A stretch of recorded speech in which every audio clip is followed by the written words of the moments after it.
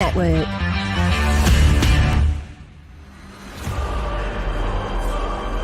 The champion, welcome, Danny Batten.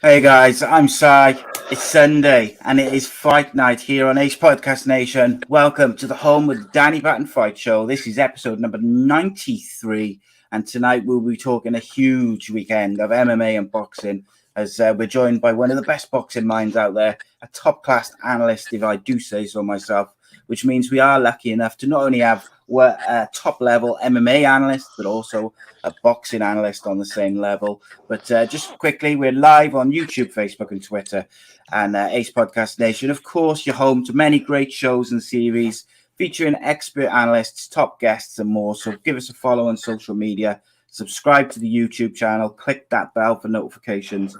And if you prefer your podcast in audio form, all of the content created by A.C.E Podcast Nation, all the shows, all the series, all the interviews, all available on the Sports Social Podcast Network, which is the UK's first sport podcast network. You can find all our content there, and that is www.sport-social.co.uk. Links to everything is always in the description below, but let's get into it because there is a lot to talk about. But joining me first and foremost, my co-host, former Cage Warriors world champion and UK MMA legend. It is Mr. Danny Batten. How are you, my friend? I'm absolutely fantastic. I'm buzzing because I just touched on it before we've come on live. Just done an Inch Club, which was a huge success. And we did it for a colleague that was unfortunate and lost his life to COVID last year. And we did it to pay towards having a headstone done for him. So, it was just a really huge success, and that we got a lot of funds up to do that. So that's fantastic. So yeah, I'm still buzzing from it. I literally before we come on, we just sort of wrapped it up and tidied everything up. It's been running since this morning. Next time we'll make sure we advertise it on here as well and try to invite everyone down. Yeah, 100%, mate. It's been a crazy week. It's been a crazy hour, I got to say, for me. Obviously, we were due to have boxer Lloyd Germain join us. Unfortunately, he couldn't join us, but luckily, Ben Doughty was joining us at 9 o'clock. He's now joining us at 8 o'clock, but I am delighted to welcome once again boxing media personality, author, boxing trainer, and a true historian of the sweet science that is boxing, Mr. Ben Doughty. Welcome back, my friend. How are you? Yeah, my pleasure to be here again, Simon. Danny, yeah, I'm good. It's been an interesting weekend of fights. Danny, we'll talk about the UFC a bit later on. There were some wild fights on there, but I do want to start with boxing because not just last night. It's been an interesting week, and the week, I think it was this week. It might have even been the end of last week. They all blend in together. But Ben, we saw the press conference for Caleb Plant and Canelo Alvarez. It all kicked off a little bit, ended with a little bit of a cut and some strong words about cheating. How did you feel watching that press conference, and also how did you see that fight going? Well, in terms of the press conference itself, I couldn't help but contrast it Usyk and Joshua's kind of demeanour. They were so, excuse me. I seem to have had this slight throat thing since 2 weeks ago. So I went to a BKB show at the O2. So it is fight related, combat related. You're relieved to hear. But yeah, it's been troubling me slightly. Yeah, the way that Joshua and Usyk were so respectful and gracious with one another in the build-up, and it didn't in any way detract from the interest in the fight, because it was a very intriguing fight. Lots of people wanted to see it, and whether they were disappointed or not by what transpired last night, it was a big fight, and it had their boxing community split down the middle. I think with Canelo and Caleb Plant, I don't think there's a lot of interest in that fight. I think people see it as a bit of a one-horse race, unless they're very partisan towards Caleb. And I think it was just more of the typical boxing kind of, modus operandi these days in terms of, the handbags at press conferences and such. I mean, Canelo obviously got the best of it, and he kind of comes across looking pretty cool anyway, because when Plant threw a kind of slashing left hook at him, you see the way he leaned back and threw that 1-2. So obviously, what did Eddie Hearn say? Oh, the rules are clear. Don't fuck with Canelo, because I guess Eddie Hearn's in love with Canelo right about now. They're probably going pretty steady. Although I think the 2-fight deal has expired. But, I just think it's a shame, particularly Canelo was trying to style it out like, oh, he was talking about my mother. The guy called him, you don't have a kind of policy of, anti-curse policy, I don't believe, on this show. No. He said he called him motherfucker, right? It's a pretty common enough curse in England and America. And he knows that's not about his mum specifically, because I've heard Canelo use that word. I've heard Canelo call, I think it was... Demetrius Andrade, I think he called him the same thing. Okay, so Canelo knows it's not directly aimed at your mother. It's just, it's quite a common phrase, isn't it? Like, and also Caleb Plant has a bit of a tragic backstory with his mother. So he's not likely to disrespect anyone's mother to begin with. I don't think, given his own kind of recent journey, it just was what it was, wasn't it? But you know what? I mean, I saw Joshua and Usyk shaking hands and smiling, and it reminded me of Joe Louis and Jack Sharkey, or something like that. Which, I mean, don't get me wrong, okay, guys, a bit of genuine needle, that's kind of cool as well. When you see the genuine animosity between a Chris Eubank and a Nigel Benn back in the day when they signed that contract on Midweek Sports Special, and Eubank saying, "I don't hate the man; he's just in my way," and Nigel, I personally do hate him. I think that is kind of absorbing as well, but. But handbags, I'm not into it. That's my view on the Canelo thing. The fights, I think you'd have to spin it a long way to suggest that Plant is going to win. Quick aside, if Plant does win, does that make him the greatest white American fighter of the 21st century? And if not, was it Kelly Pavlik? Well, it's difficult to see it going Caleb Plant's way. I got to be honest. However, like everyone straight away in the chat was saying, Canelo is the pound for pound best fighter out there. He is such a deadly fighter. I guess fill us in a little bit on Caleb Plant quite vocally again was calling him a cheat, and the stuff about the failed tests and the ban and stuff like that. Like, can you give us a bit more information on that in terms of what he's referring to, maybe if people are not aware? Yes, in 2018, Canelo was popped, tested positive for a banned, I don't know if it's a steroid specifically or if it's simply a PED, but it's called clenbuterol. It's often used to beef up livestock. I believe it is absolutely fantastic. Especially if you're getting a bit older even, if you want to pack on lean muscle while cannibalizing fat, so you're nice and lean, six-packed up and really defined, and you're getting all kind of hench, as they say. Clenbuterol is a great thing to do that without also gaining weight. Okay, so that was before his rematch with Gennady Golovkin. They fought in September 2017. You'll remember there was a controversial draw. They were getting ready initially for that Cinco de Mayo date, because that's the big date for Canelo fights. It's September, the Mexican Independence date, and then the Cinco de Mayo date as well, which is a kind of Mexican American festival. It's a big deal in America. So he tested positive for the use of clenbuterol. I think he tested positive. They tried to spin it. It was like minute amounts and traces, but that was the B sample. I think the A sample was way over the top. Now, some people argue back and forth. See, the thing is, people say stuff like, that doesn't make you a better fighter, mate. Don't give you skills like Canelo. Of course it doesn't. But it can give you significant physical advantages at a level in the game where those little quarters may make the difference.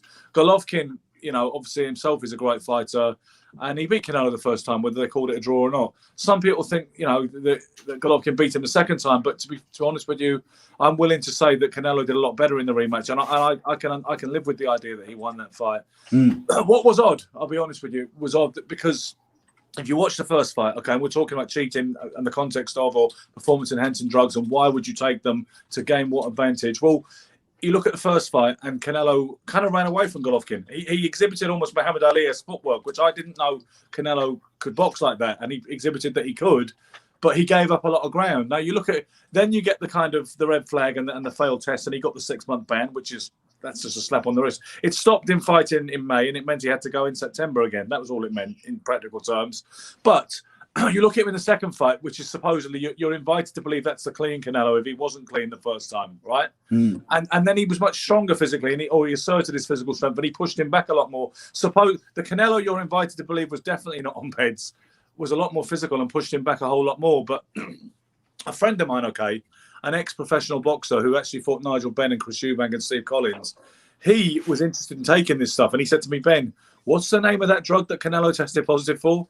He said, hang on, what's that pen? And I said, clenbuterol. He went, hang on a second. He wrote it all down. And I said, what are you going to get? So he said, oh, yeah, absolutely. Try that. I was like, okay. I was thinking rather you than me, because I'm not really up for experimenting with my body like that, to be honest with you. If I can't get it, from a natural training, I'm not really inclined to start ingesting loads of stuff at this stage of the game. But anyway, he tried it, and he said to me, he was really enthused about it. He said, that is a cheating drug. He said, I tell you, and no mistake. He just said he felt superhumanly strong. The guy's in his 50s. He's a bricklayer. And he said he'd had the most crazily productive day at work, bricklaying. Put up about 3 small flats, no doubt. And then he hit the gym afterwards and was excelling all his personal bests and stuff in the gym. But he said to me, trust me, Clenbuterol is off the charts. Canelo says it was, they tried to argue it was traces, and he says, he didn't. He said, the alibi. I'm sure he said it was Mexican meat, bad Mexican meat, which is often clenbuterol is often found to be in it. That's the go-to excuse, isn't it? I'm not saying it is an excuse, but that is the go-to reason that fighters from Latin America seem to give, is the kind of Mexican meat and stuff. Yeah, because Charlie Edwards, the guy that bashed up Charlie Edwards, but the fight resulted in no contest, but he's now the champion, the WBC champion, Julio Cesar Martinez. He also tested positive for clenbuterol, and the WBC said the amounts are so small they were not going to take any action. It was him and another Mexican fighter. But all I can say, lads, is that when you deliberately take clenbuterol, I have it on good authority that it gives you absolute gains, which could be very, very beneficial to a boxer if you did deliberately do it for those reasons. It's a difficult one, isn't it? Because it's clear by the statements from the people who've done the testing that it was minute. But is it only minute because by that time they're cycling it out of their system ahead of the fights? I don't know. Do you know? Look, I'd be interested to what Danny thinks about this coming from the MMA as well, because some people, I'm sure Danny's aware, also believe that they're all on it and they've all got ways of cheating. High class, chemists and scientists who can cheat the tests, and they only get busted occasionally. And also that the people at the top of that kind of pyramid where the big money is have got too many vested interests with these people. It makes commercial suicide to find too many people guilty, some of the sacred cows, all the rest of it, of which Canelo is one. That's why they sometimes make these token gestures and hand out slap on the wrists, as per Canelo's previous 6-month ban. And some people believe the problem is truly rife, and some people think it's only a bit of a problem. So in the MMA world, I'll be interested to see how much of a problem Danny thought performance-enhancing drugs was, Yeah, I mean, we touched on this, haven't we, with some of the top-tier people that have been caught in MMA that have made a recent return, and as he's returned, it's the same sort of thing. Really, he performed still amazingly, even though previously he was on all this stuff. I was just kind of curious, as also thinking that that boxing, I don't know how much it would improve you to have an increment of strength than it would be more to take something that is going to more improve endurance, something like EPO that's going to improve the quality of the blood. Yeah, that's right. I would presume that would favourite more. Now, I don't really know because I'm not a boxing specialist per se, but I'd imagine something like what you're mentioning would be a bigger benefit to someone who's an MMA, so that being that they wrestle and engage more muscularly in strength with each other. I've never been in favour of it. I mean, I've never took anything in my life that was never tempted to. I was always happy to accept if I was second, third or fourth best and just take it for that. I certainly have no doubts that I've competed against people and had my suspicions that I've competed against people that have taken some stuff. But I see that as insecurities, to be honest. And I just think that where there's a will, there's a way. And if someone wants to take something, I think that I'll still find a way to get around it strategically, tactically, in an intelligent way to still push forward to get a win on a personal note.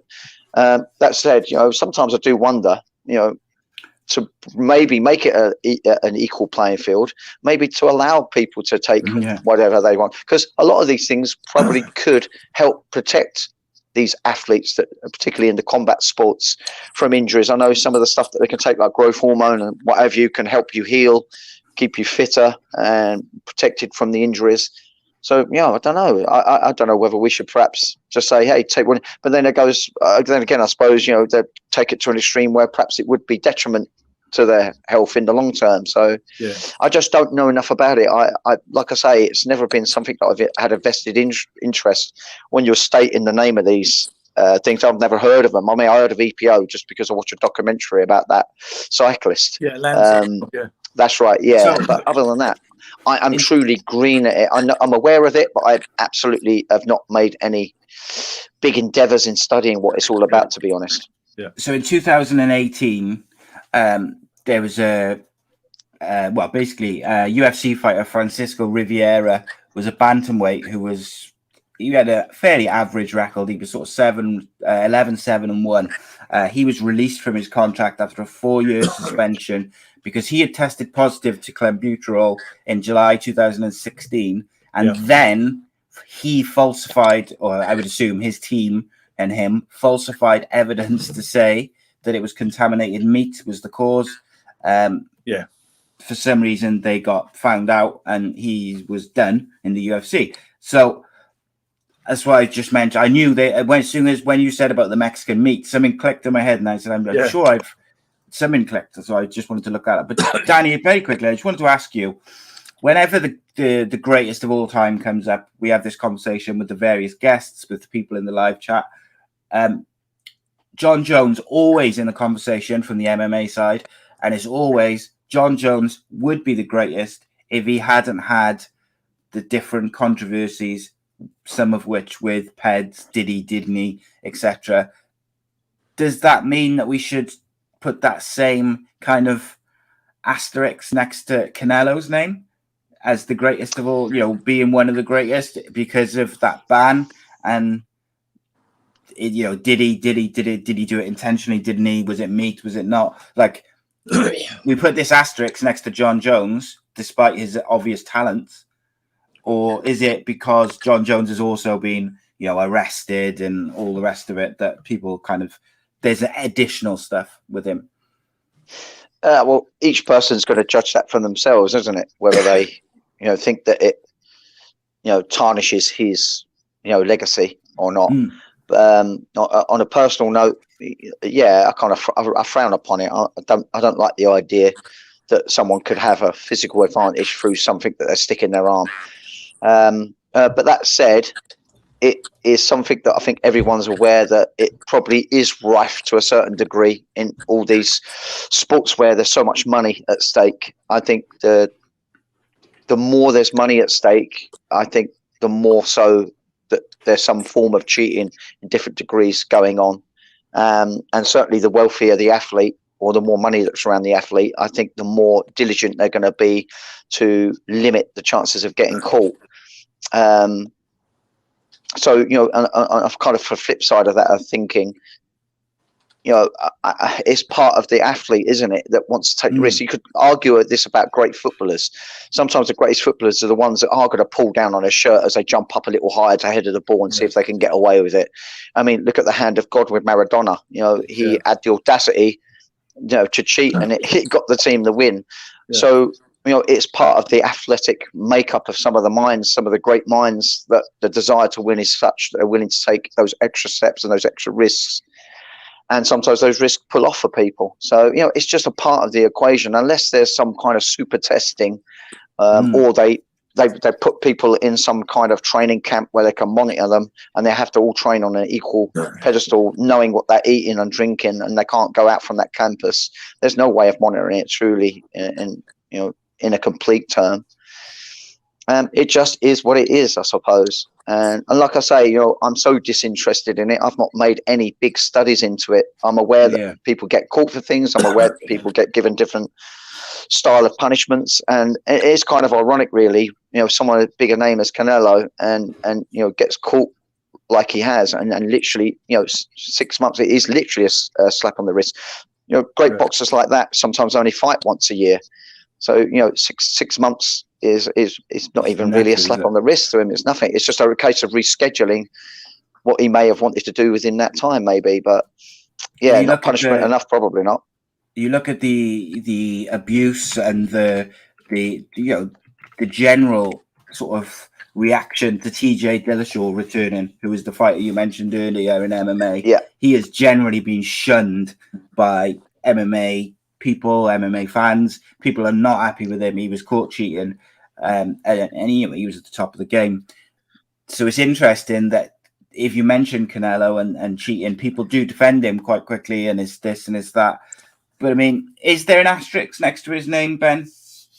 Well, when you say is there an asterisk next to his name, and you're also talking about, you use the term as one of the greatest. First of all, I don't consider Canelo one of the greatest fighters of all time on that kind of scale. He's possibly the best pound-for-pound fighter in the world today, sure. And I think you'd have to put him up in the greatest Mexican fighters of all time, for instance. But there are levels to this this equation. And if you want to talk about the top 10 greatest fighters who ever lived, I certainly don't think I'd have him anywhere near that. But, I think inevitably there's an asterisk next to his name. I think not just... There is the failed test, obviously. I mean, he seems to have garnered freakish power that he didn't used to have as he's gone up the weights. That's quite unusual. And the only other time we've seen it in recent years is Manny Pacquiao had a similar phenomenon where, I think Floyd Mayweather was the one who said, you don't start out ordinary and finish up extraordinary. That's not how it works, and he was obviously implicitly pointing the finger when he said that at Pacquiao. But, it's very unusual in boxing. Boxing people know that you don't tend to... You might take your punch up with you. That's what they say. Has he taken his power up with him when he steps up a weight? But you don't tend to take it up several divisions with you. You have to compensate a little bit, and suddenly you're not as physically strong as you were compared to, like Donald Curry said, when he was fighting welterweights, he felt physically stronger than all of them. He said against light middleweights, even 7 pounds up, he said, I'm not necessarily as strong relatively to the opponents as I was when I was fighting at welterweight, and these guys, I can't necessarily take them out with the same shots either. Whereas what you don't do is take it up several divisions. I mean, Canelo was a light middleweight, and he could bang, and he's always been a spiteful puncher and a good body puncher and a good combination puncher. But when people said about the uppercut that messed Billy Joe Saunders' face up, people were saying, his power is absolutely freakish. Well, why is that? Because he didn't have it before, So, I mean, I think there are, there is an asterisk, sure, because never mind, that's all supposition, what I'm saying. The facts are that he's been busted for ped use. But you know what? The problem is, so is Billy Joe Saunders. He had that brief period of not suspension as such, but he was suspended from the WBO rankings because of the... what was it called? It was called oxylifin. And he said it was in a nasal spray, but his opponents tried to say he was a little bit vague about it. Why didn't he produce a nasal spray and say this was it? This was the brand. I got it from this. They were saying, where is this nasal spray? Also, Tyson Fury, Nandrolone. He had that thing which, once again, it was a bit murky and it wasn't very clear cut, the whole case. And in the end, he and UCAD seemed to kind of reach a stalemate, really, where neither one was accepting that they were wrong and his career was allowed to continue. But that's the problem with. There's an asterisk for sure, but that is the problem with me insisting on the facts, because sometimes there might be a fighter I'm close to, like Billy Joe Saunders, and people say, "Well, he's a drug cheat too." Will you admit that? And then I start umming and ahhing and saying, "Well, that was slightly different," Yeah. It is difficult, and I think like the Fury one, it was so it was very vague as well. Like it just seemed as if it was going to drag on forever and ever, and then it almost felt like they just went, "Oh well, just carry on." It just kind from of the outside. I think there was some kind of no case to answer type thing. It was, or maybe not even. I forget. I did read up on it once, but it was such a thing where they were like, well, you know what? I think they ended up saying it was time served because of the amount of time the investigation had dragged on for. So I think technically speaking, he did get a ban that was kind of retro. Yeah, retroactively done, and then he was. And that was that, and obviously the thing is, you look at someone like Tyson Fury, and the automatic suspicion of the layman is, well, it doesn't look like he's on performance enhancing drugs, so he doesn't look very athletic, but obviously, I don't know, same thing with Dylan White. He's not exactly a Greek god, is he? But Dylan White had that, the A sample with that, what they call it, Dianabol, which I believe is a classic dirty 1970s kind of steroid. Which, in the end, that went on for a while, didn't it? And in the end, he was exonerated, Dylan.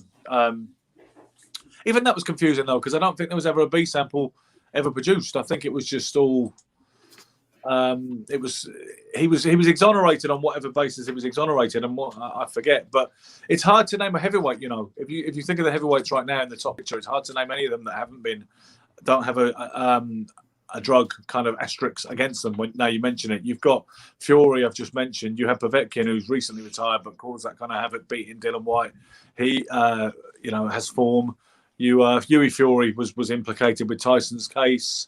Dylan White has had, he was exonerated, but there's a lot of them have been pulled in for one reason or another. It's quite interesting. One thing that has always interested me is that been athletics. I've always really enjoyed watching my athletics, and in particular, I really love the 100 meters, 200 meters, the sprint events.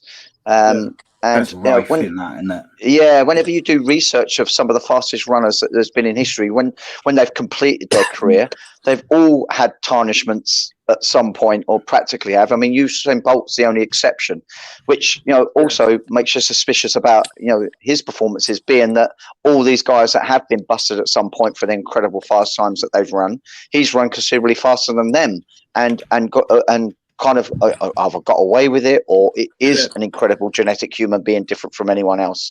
But it makes you suspicious of him, though, doesn't it? Well, absolutely. When you do your research about all these top 10, top 15 times, and look at who's done them, and they've all been caught for something different, like you're stating, Ben, about different boxers getting caught with different things. They've all been caught with different things at some point during their career. Even Johan Blake, who's like the second fastest human to ever run the 100 and 200 meters, he's been caught before. And it does make you think that, the athletes that do stand out, that haven't got anything against the name, are just cheats that haven't been caught. I think they're all cheats, probably somewhere down the line at some point during their lengthy careers. It's probably the case in boxing too, because again, it's the amount of money that's involved with it. There's probably some kind of enhancement in some way going on at some point in their careers. Wasn't there an Olympic, one of the Team GB Olympic sprinters from the relay team popped after the Olympics? That's right, it was. What was his name? Uja. Yeah. And I'm sure that was like Austrian and something. And that was he had said, and he had basically said, I think it might have been like a masking agent of an anabolic steroid with him. But he had said that once the B test comes in, I'll be exonerated. And the B test rolled in, and he wasn't exonerated. And then that's kind of like, he's gone very quiet over that, and I'm sure it'll drag on, and he'll get a ban, and he'll say it didn't happen, or there'll be a reason. But like you say, Danny, I think it's just, and you said, Ben, it's just the amount of money involved from purses to sponsorships and things like this. When you get to that very top level, I think it's naive to think that those guys haven't got teams who can beat whatever tests are there, and it's kind of just there. And maybe they should, Rob Boyle says, maybe they should just make a enhanced division in boxing and UFC and be done with it. Just let them all take what they want and see what happens. You mentioned Manny Pacquiao very quickly, Ben. Reese asked a question earlier. He said, Ben, are you a fan of Errol Spence Jr.? Before his injury, did you see him beating Manny Pacquiao? And then in brackets, he puts, big fan of Errol. Yeah, I mean, I like Errol Spence. I mean, I think he's obviously, he's a highly accomplished fighter. He's got a lot going for him. And I think when you look at the way he rebounded from that crazy car accident, I mean, he looked very credible against Danny Garcia, I thought, And I think obviously the big noise in that division is for a fight between him and Terence Crawford. But we suffer from this disease in boxing now where it becomes almost impossible to make the biggest, most attractive fights to the fans, including Fury Joshua, which looks like it might have gone begging now for other reasons, which we'll no doubt talk about. But Spence, yeah, I mean, I think he would have beat Pacquiao. You look at Manny Pacquiao last time out, lost to Dennis Uysk, who's a good, solid world-class welterweight, but he's not particularly special. He beat Manny last time out, and I think it's a good thing for Pacquiao that he didn't fight Errol Spence. Obviously, I realise, I think you were talking about the injury, not necessarily the car accident. I think that's what he was talking about because Pacquiao and Spence was a done deal, and Uysk ended up stepping in because Spence got the injury. Yeah, but no, I think when you look at how Pacquiao and Uysk panned out, you have to fancy that Spence would have been too young, too good, and too big for Manny, who is surely staring at the end of a great career by now. Indeed. So you mentioned last night and the Fury and Joshua boxing match. I think is certainly not going to be happening anytime soon. Or actually, here's a quick question for you then, Ben, before we get into last night and beyond. If Deontay Wilder finishes Tyson Fury, does that make the Joshua Fury fight back on?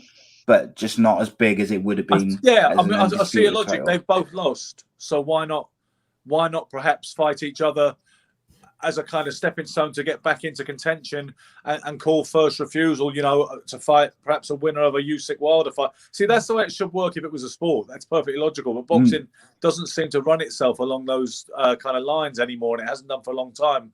But yeah, I mean, I see what you mean. Perhaps the fight's lost some of its luster now. Joshua's been beaten in the manner that he was beaten last night, okay? It doesn't mean it can't happen. It doesn't, in theory, I suppose Joshua could go another way. Suppose Fury beats Wilder, for instance, like most people expect him to in 2 weeks' time. It's conceivable that Joshua could say, well, I'd like to challenge, I'd like to fight for the WBC title. I know, there used to be a rule you couldn't challenge for a world title coming off a loss, but they've all those rules seem to be very easily circumvented today. So there's no reason why perhaps Joshua couldn't say that he wants to fight Fury next, and it wouldn't still be a big fight. But it's lost that kind of knife edge, cutting edge kind of value that it had, obviously. And I see what you're saying. If Fury were to lose as well, it kind of evens the situation up, and it creates a lower tier version of what they had anyway. Maybe that is more gives you more symmetry than if Fury doesn't lose. Let's put it that way. Yeah. As you know, I mean, do you want to? I think, of course, they can still fight. And you know what? Sometimes when things are almost impossible to make because of the huge sums of money and egos and kind of politics involved, sometimes it takes the edge off a bit when somebody loses, and it becomes easier to make that fight because some of the tension has gone out of that situation, and they're like, okay, so listen, now you can't stand on ceremony so much. You've lost a bit of leverage. Do you want this or don't you? You know what I mean? So sometimes it actually makes it easier to make a fight when a guy gets beat, although it's obviously not as meaningful from a sporting point of view. As you probably know, there's a rematch clause for Joshua and Usyk though, and I think that. I don't know what Anthony Joshua wants to do yet, but I very much get the impression he wants to get back to the grindstone and come again and improve. And I would suppose that would be the direction he's going. He, he's had some adversity before. He lost to Ruiz, and he came back and had an impressive victory to sort of put that right, if you like. I'm sure that's what in his head, I would think, after he's, got to terms with losing over the next couple of days or weeks, that's what he'll probably want to do, is to go back and put it right.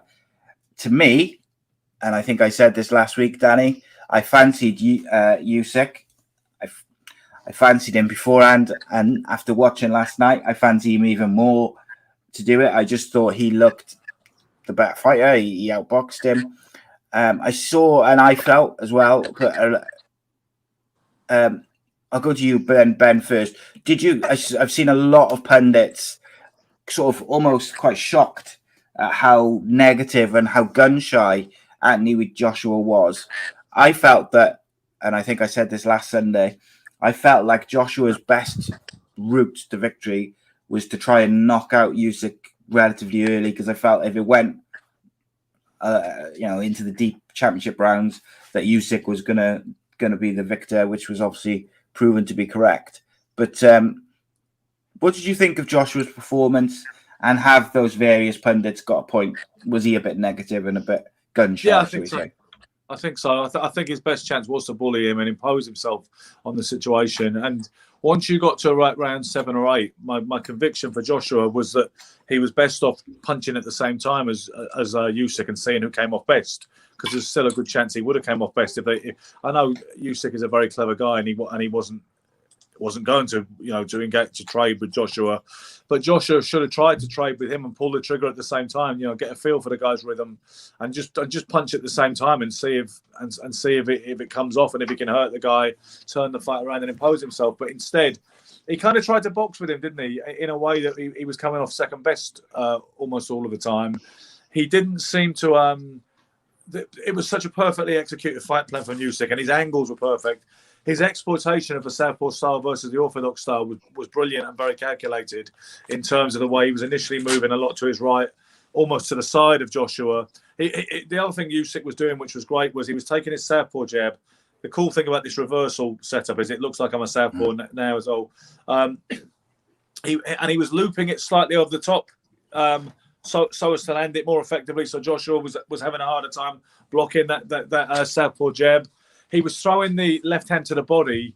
A friend of mine pointed this out earlier, who's a very good analyst. He was saying it wasn't so much to win Joshua or to score to the body, so much it was he was trying to draw Joshua's right hand, his backhand, because that is if a southpaw throws their backhand to your midsection, the automatic counter is to try and drop a right hand on them.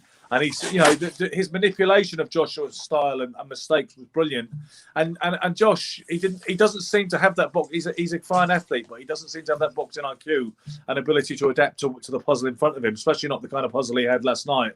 And I just do think it was a bit like, well, are you going to do it? Are you going to have a go or not? Because you're winning nothing the way you're going about this job. Although I know some people's one card only had it 2 points in, it had it kind of close. But I think he needed to put a bit of urgency and just let his hands go at some point and be the bigger man. Even if you look a little clumsy at times, which obviously Derek Chisora wasn't afraid to do, but he does lack Joshua's pedigree and power. I think it was a frustrating performance. If you were a big Anthony Joshua fan, had a lot of emotional investment in him, I think it was a little bit ponderous, Yeah, I think you're right. If you were a big Joshua follower, last night was frustrating to watch because the more the rounds went on, you were just thinking he's got to go for it now because he's down. And once you got past, like you say, once you get past the halfway point, and I think it's fair to say he was quite clearly down to most people. Like he had to go, and it got later and later. And I think those sort of latter to middle rounds, he did improve a little bit. Yeah, but you were just waiting for him to really let go of some of these punches, and he just never quite did. Danny, have you managed to watch the whole fight, mate, or have you just seen? Yeah. I skimmed through it, and I've never been overly impressed with Joshua, which is, maybe I could be criticised for saying such thing because I've never liked his style. To me, I think Ben sort of summed it up. I don't think he can change his style to find a way to win against certain styles. And I just think if his style fits to beat someone, then he'll beat them. But I think when someone fights around his style, he can't modify himself very well. I just think he wins a lot of the time because he's a very, very big guy. He's obviously got good genetics. And one of the other things that never really impressed me with him is that whenever the pace has been pushed, for whatever reason, which is normally because someone's pushed the pace on him and he had a little bit of success in return, is that he seems to really gas. Either under pressure or just expelling a lot of energy to chase the shots. I feel like the only way he's going to beat someone is when that style where he can control the pace and get and sit comfortable. But yeah, for me, I kept on really watching the footwork because Ben, do you remember last time you was on? I was really curious about opposite stances and how you saw it because one of the boxers that we were talking about at the time, was stepping with his foot on the inside, being a southpaw, which is unusual. I know you should step to the outside. Now, Usyk was really stepping to the outside. He's doing it how I would traditionally think of a southpaw fight and an orthodox fight. And he was. And Anthony Joshua didn't seem to be fencing with his lead foot with Usyk. He was allowing Usyk to step not only slightly to the side, but actually across and invade his space with the step across. And so no wonder that he was getting outmatched in the exchanges. And I always find him frustrating to watch for those reasons, that he looks like a big man that's really athletic, that could really let it go and pick up wins by pressurizing the pace. But I don't think he's got the personality to do it either. I think personalities are a big say on someone's style. And Anthony Joshua is quite a laid-back kind of guy. He's kind of relaxed kind of dude, and he fights that way. And to me, combat sports need to be more edgy, or a fighter needs to be a little bit more edgy for my liking. I don't know whether I'm right in my assessment, because, my brain's really accustomed to the MMA scene. But that said, I am interested in boxing. I do find it fascinating. And I don't know whether I'm summing anything up there correct, whether you think that I'm right in anything I'm saying there, Ben. But, yeah, frustrating. And I don't think he's by any means a boxer that should go down as a legendary status. Yes, he's had his successes. Yes, he's got his fans. He's a nice guy. But, yeah, it's just never impressed me, skill set for skill set, against some other boxers that there's been in the past. I think we've been spoilt from back in the 80s and 90s. And before that in the 70s, which was an even more golden era in the heavyweight terms, at least. But, right. Yeah, Mike Tyson said once that fighters fight like their personalities. And that was why he was saying there was a guy called Hector Camacho in the 1980s and the 90s who was a Puerto Rican kind of flashy, big crossover star in the States. And they were comparing him to the great Willie Pep, because he had such great footwork and he's such blazing hand speed and was so difficult to hit. He was a little bit of a ghost, in one of those guys who had great legs and great reflexes. So it was hard to nail him in his prime. And I remember Mike Tyson says, everybody says Camacho fights like Pep. He said, but I don't think so. He said they're two totally different personalities. So he thought that was important, Right. And with Joshua, I think there is what people are saying, and they might be right, is that Joshua, his psyche has been permanently altered, or at least altered ever since the first Andy Ruiz fight, where he became a little gun shy, kind of doubted himself, even though he reinvented himself in the return and used that kind of stick and move, very mobile style, which was aided and abetted by Ruiz's abject lack of commitment and coming in, on a diet of tacos and Corona beer. So he, because of that, people have said that he doesn't really know who he is anymore, and he is gun shy, and he doubts his own punch resistance because he knows he can be hurt and knocked out and all the rest of it. And if you look how easy that Usyk was hitting him sometimes, and he was rocking him and staggering him, not just in the last round. There was other times when Joshua looked a little, his knees dipped, or he was knocked off balance and things like that. And I just think that people say that Joshua has these ghosts now. That started with the Andy Ruiz debacle at Madison Square Garden in 2019, and that is the problem he suffers from now. He's got his psyche is slightly fractured now, but maybe that's true. I mean, certainly, let's say last night, I think that people have been criticising the corner, and I get it's easy for people, the armchair fan at home, to criticise the corner. I know Robert McCracken, who's Anthony Joshua's coach and always has been involved.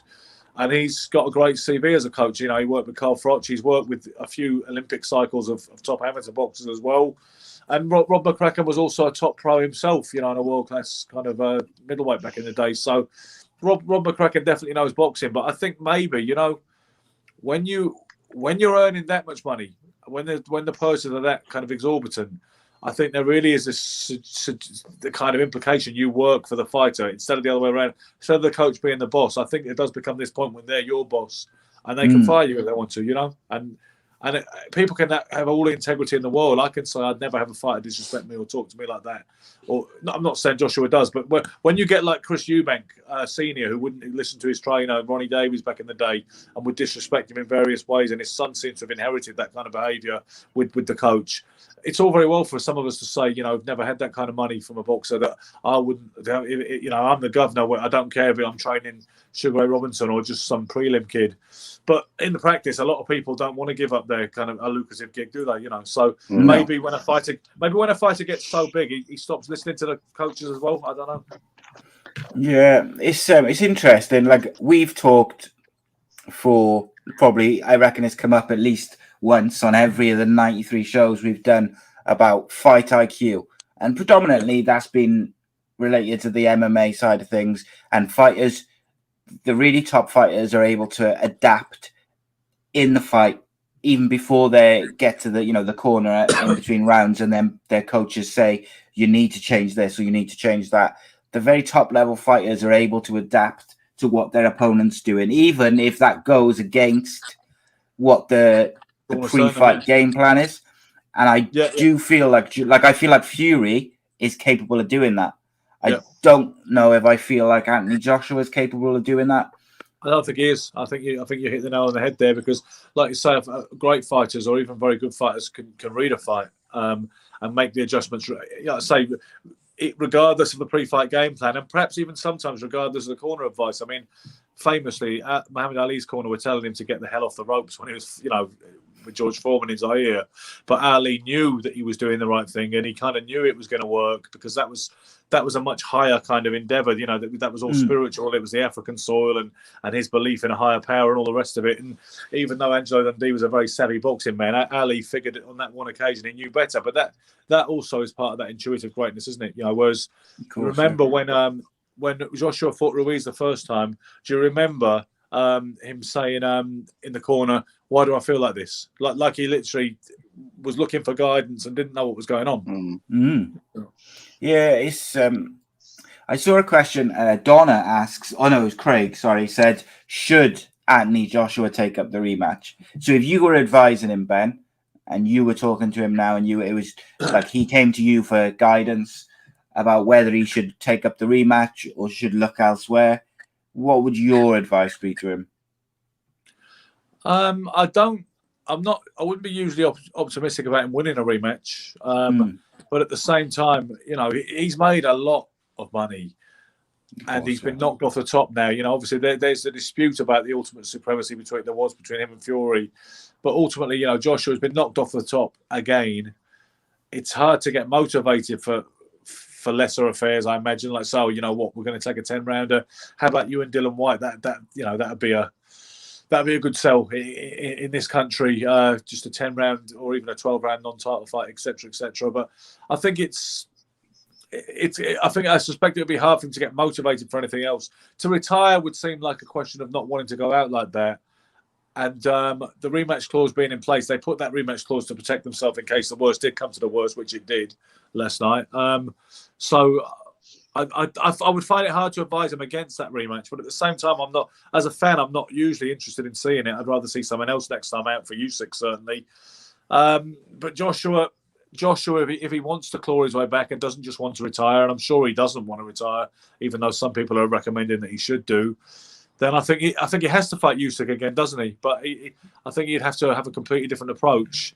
And the only problem with that is, as much as Anthony Joshua can perhaps improve on his effort, who's to say Uysk can't improve? I'm sure he's got a massive amount of confidence. He was a confident guy anyway. He's 34 years old, and he's already been spoken about as an all-time great cruiserweight, and he was an Olympian and all the rest of it. So he's not some novice we're talking about getting his first flush of self-belief. But Uysk would have got a lot of confidence from last night, because look at his first two heavyweight fights. Not particularly impressive. People were saying he looked a little bit flustered by Derek Chisora. There was nothing particularly remarkable about his initial entry into the heavyweight ranks against that guy Witherspoon. He's going to Usyk, belief is going to be sky high after last night against the real big men of the division. He will fancy he can beat them all, including Fury, I would imagine. So who's to say that Usyk doesn't do a bigger number on him next time? Do you know what I'm saying, Simon? Yeah, I do, yeah. I don't know what else Joshua was supposed to do, to be honest with you, except other than the Fury except fight. go back in the ring with the guy. And he did it last time with Ruiz, and that's the way he is. And you know what? You got to give Anthony Joshua props. He's willing to fight anybody, win or lose. That's what he's done his whole career. He wanted that Fury fight. It wasn't his fault. I passionately believe it didn't come together. And he will get back in the ring, no doubt, with Alexander Usyk, because that's the kind of guy he is. So, and he doesn't do WrestleMania. He doesn't fight. He doesn't fight bloody YouTubers. you know, and things like that. So he's done nothing but good service for boxing. Yeah, of course, yeah. I don't think he can beat Usyk. That's the unfortunate thing. But I don't see what else I'd be advising him towards with everything he's already done and achieved. Do you understand me? Yeah, I do, yeah. Just, you mentioned Usyk versus Chisora. I didn't see that fight. Did Chisora kind of press Usyk quite aggressively, as you'd expect? Yeah, like a maniac. Yeah, like a maniac. Try and get on top of him. Derek has no kind of ambiguity about what he is in the ring, where Anthony Joshua might be suffering from that at the minute. You know, like deciding, does he want to be a boxer? Does he want to be a puncher, etc., etc.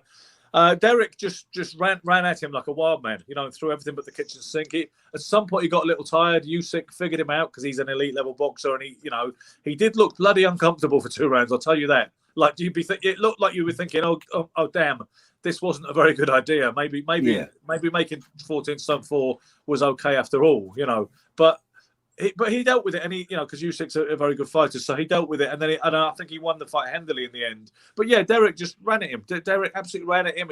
He mauled him. He wrestled him. Tried to hit him on the back of the head. You know what George Foreman said? Because this is the thing. George Foreman said Joshua needs to go back to being a puncher and forget all that boxing stuff.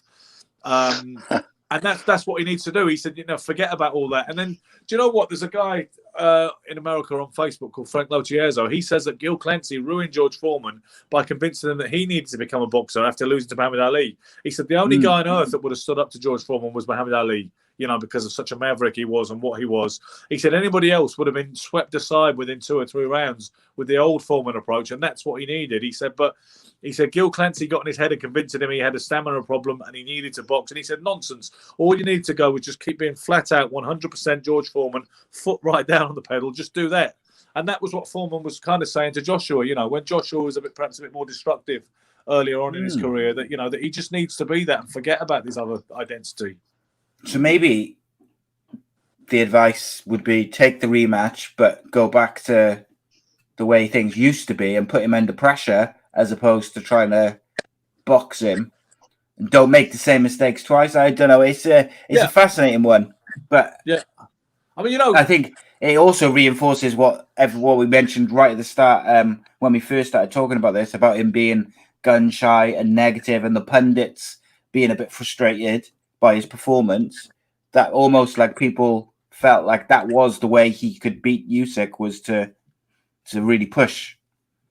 I think so. It reminds me, boxing is endlessly fascinating to me. And I remember watching John Conte versus Mate Parlov in Belgrade. I wasn't there in 1978. I was watching it recently on YouTube, okay? I might have seen it when I was a kid as well, because I did used to watch fights involving John Conte that kind of time. But no, I was watching it retrospectively, and they had on commentary duties. It was an American network version, and they had Angelo Dundee and Gil Clancy as the commentators, the analysts. And Gil Clancy was saying when he was watching this fight against the Southpaw Parlov against the Orthodox Conte, and he said Conte is trying too hard to figure the guy out. He said he's not going to figure him out. He's just got to fight him. And I honestly do think Anthony Joshua, if there's one thing he needed to do last night, was stop trying to figure the guy out and fight him. And it's easy for me to say, isn't it? And the thing is, what somebody else might say is, what Anthony Joshua might even say to me is that, Ben, I get what you're saying. Brilliant. I know you had 38 amateur fights, right? You never went beyond 4 rounds. I really appreciate your advice that I needed to fight him. But you know what? Even he, as a cruiserweight, as a former cruiserweight, it kind of stings. And when I was missing him, he was hitting me back, and it kind of hurt a little bit. And I didn't just want to run at him because he was hitting me when I did that. You know what I mean? So yeah, of course. It's difficult. You know what? There's no shame in just losing to a guy who's a better boxer than you are. We can talk about it forever, and we can analyze it and say, what should he have done? What can he do? Sometimes there's guys who could just beat you at boxing. You know that? Yeah, and I think Usyk deserves all the credit. I thought he was superb. Reese David Evans says that he's seen a lot of comments about Anthony Joshua's career at the top level is over. He thinks that's harsh. Vladimir Klitschko lost 5 fights, and to me, he is still one of the best heavyweights in recent years. He dominated, although a lot of people said he was boring. He was still effective and efficient. A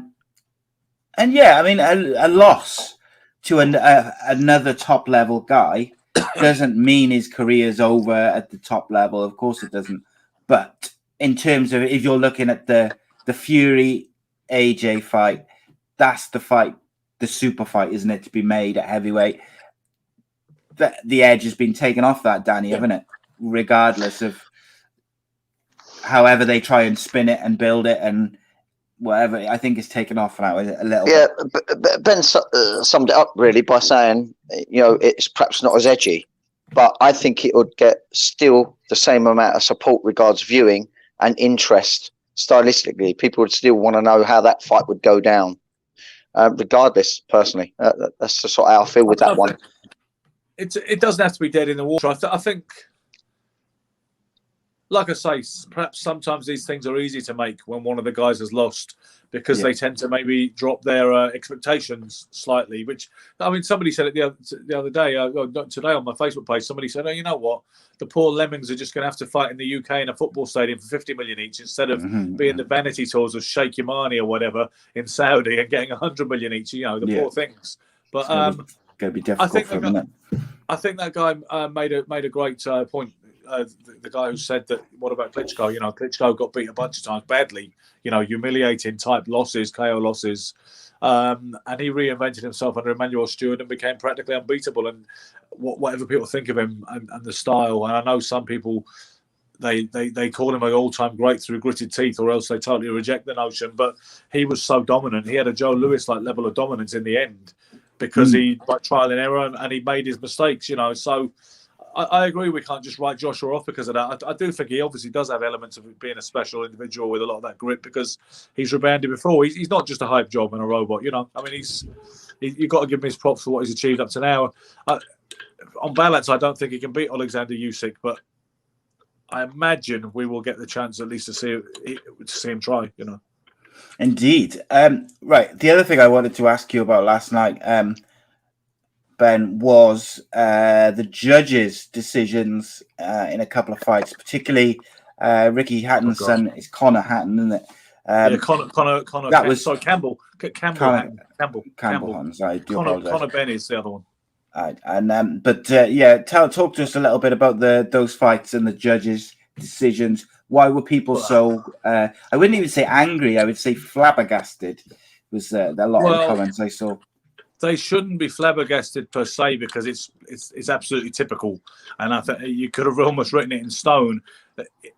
Particularly at that level, they can rob a Uruguayan journeyman. It would have been harder to rob Alexander Usyk because the eyes of the world were really watching, but the eyes of the world aren't watching and joining the undercard. Not all of them, I mean, they put this kid Hatton on a big platform, but at the end of the day, it's still one of those fights which doesn't mean a great deal at this stage. But no, listen, I'm sure he seems like a lovely kid, and he's only trying to be like his dad and emulate that kind of glory. And you can't blame him. He's not the first boy to want to do that, but he just can't fight. Unfortunately, he just doesn't have it. Honestly to God, you can write it in stone, and I will stake my reputation herein for whatever it's worth.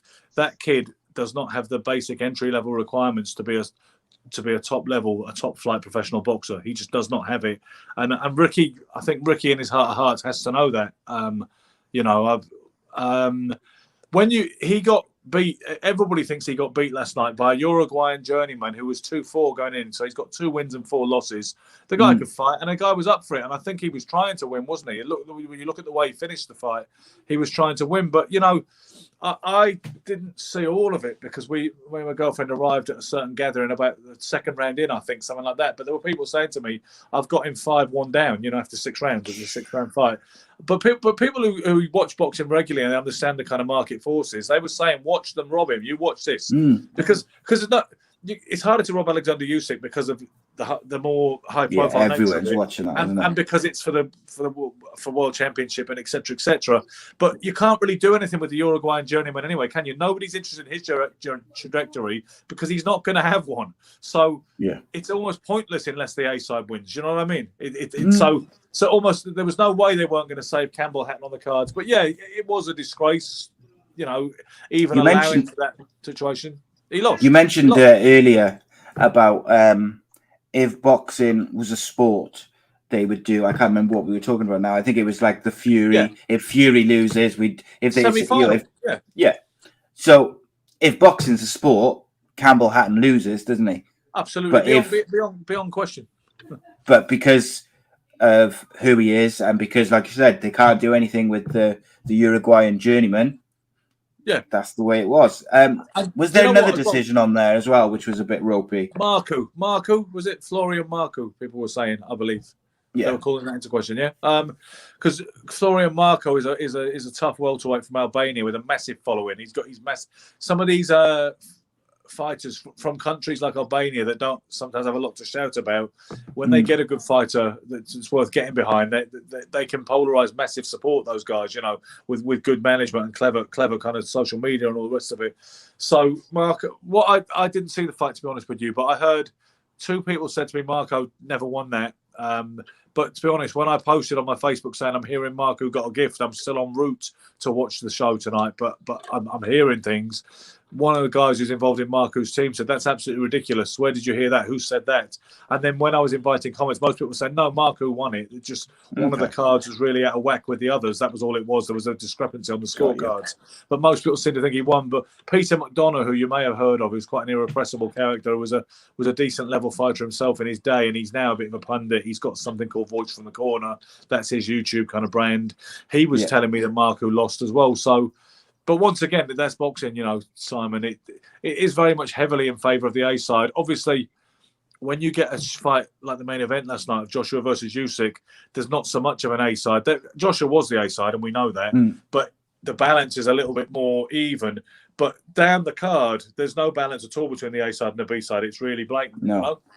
Yeah, it's difficult, and it's unfortunately it's kind of the way it is. The last thing, Ben, before I let you go, I wanted to discuss with you. Last time you were on was in the build-up, I think, to Jake Paul's fight with someone. So he's had a couple of fights now. He fought Tyrone Woodley most recently. Yeah. What do you think about this? Like, to me, he still hasn't fought a boxer, but he's got this boxing record of whatever it is, 5-0 or 4-0. Yeah. But he hasn't fought a boxer yet. But it's bringing in pay-per-view buys, so they're going to keep rolling him out until he loses, I would imagine.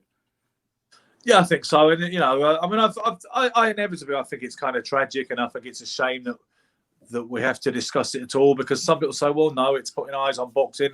The best argument I've heard for him was that somebody told me that he was giving bits of his purse to fighters on the bill, as well as creating more revenue for fighters on the undercard who might have struggled otherwise.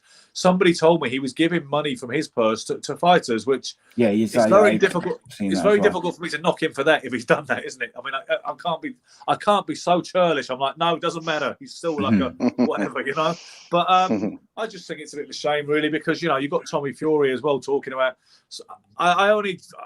I kind of keep a half a glance on this kind of stuff. It glimpses across. It glimpses across my news feed like a rodent. You know what I mean? These kind of little things.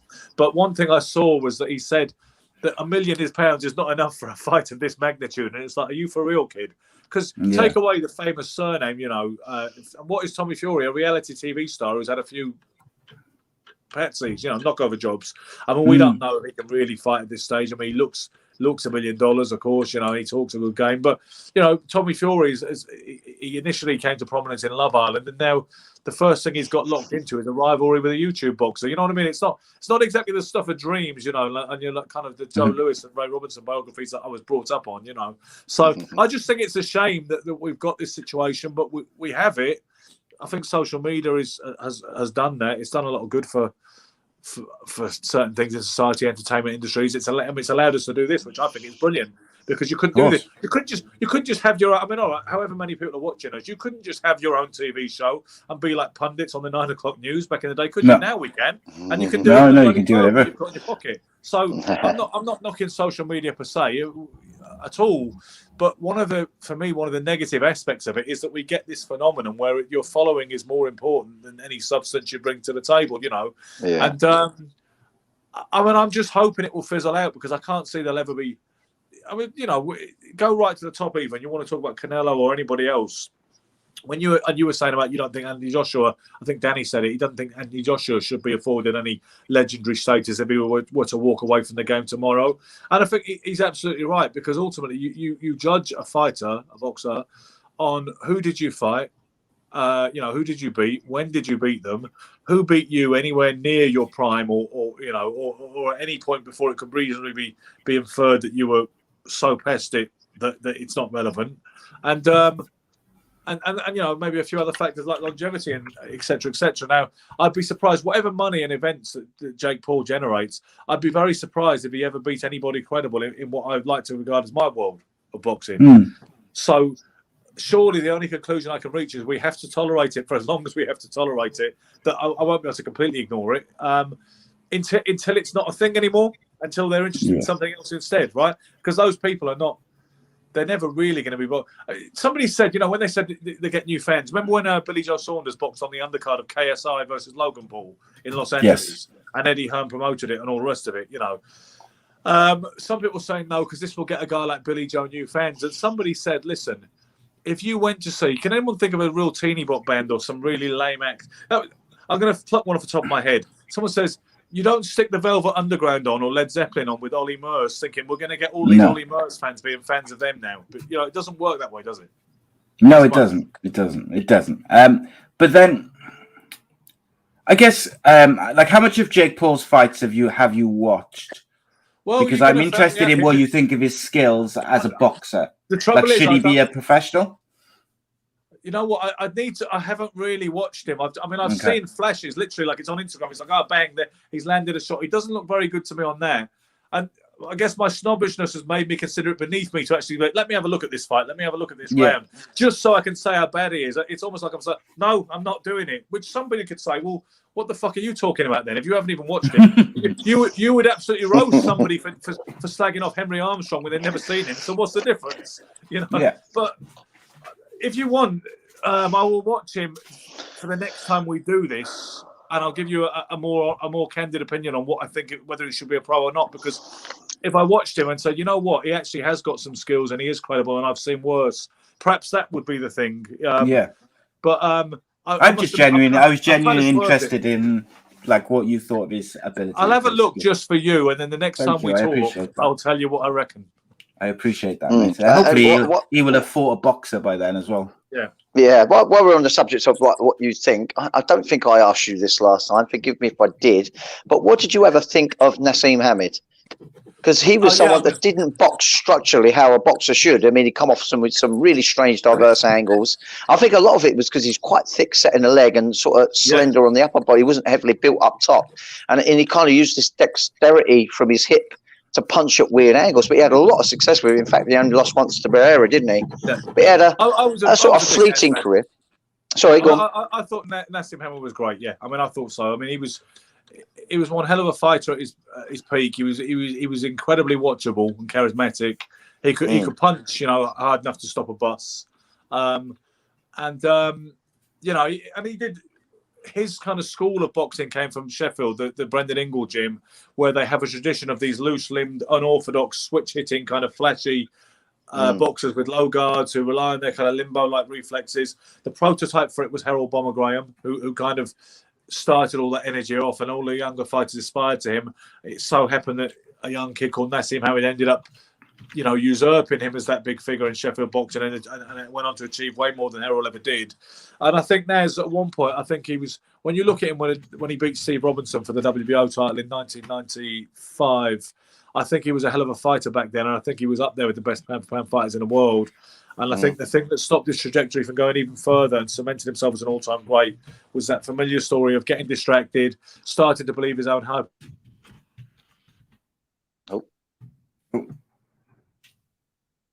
Not putting the work in.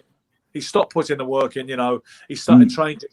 He started training at funny hours, and he stopped listening to Brendan. He split up with Brendan Ingle, and it doesn't usually work out better with another trainer. Everybody talks about Mike Tyson and Kevin Rooney, but some people hate Naz, and they say, "Oh, he was a flash in the pan. He was a one-trick pony, and he was exposed the first time he met a decent fighter." Well, that's not true. Like you say, he's got one loss to an all-time great. He lost that fight on points. He's never got stopped. He didn't get knocked out. Mike Tyson got peeled off the canvas a bunch of times, and his fans defend him, to the end of the earth and make excuses for him. I'm a big Mike fan too, but it's the truth. So yeah, I like Naseem Hamed. Yeah, he was very unorthodox, a lot of it is more kind of that kind of instinctive stuff. But as you know as well, Danny, it doesn't come without hard work. As instinctive and natural as it looks, it doesn't come without a lot of repetition and hard work. Perfecting that unorthodox style. And I'm a Nassim Hamed fan. I know he splits people down the middle. Some people can't stand him and said he was cocky, disrespectful, overrated. You won't hear that from me. Interesting stuff. Last question then from the chat, just because I like the question. Reese says, would you consider Joe Calzaghe one of the greatest of all time as he beat the new Mike Tyson in Jeff Lacey in inverted comments? I think he's having a little dig at American media there. There's no comparison obviously between Jeff Lacey and Mike Tyson, but I think Joe Calzaghe, I wouldn't consider him one of the greatest fighters of all time at any weight when you talk about the whole pantheon of great fighters from any division, because that is a kind of Mount Rushmore situation. But I would consider him one of the greatest super middleweights of all time. It's a relatively young division, okay? It started in the 1980s, didn't it? So it didn't have its foundations at the turn of the century like most of the divisions, turn of the 20th century, like most of the divisions did. But Joe, he's got to be up there as one of the best super middleweights of all time. For however much an undefeated record counts for, he has won. He never lost 46 times of showing up in the ring, and he never collected a loss. He held the WBO super middleweight title for getting on for 10 years. He made 21 defenses of that. So I think it's a pretty formidable body of work at super middle. I mean, I think some people might say they think Roy Jones is the greatest super middleweight of all time, and some people might think Roy Jones would have beat Joe Calzaghe when he was younger, if they'd have fought at at a time that was more meaningful in both of their kind of careers. But I think Joe has got to be in the top.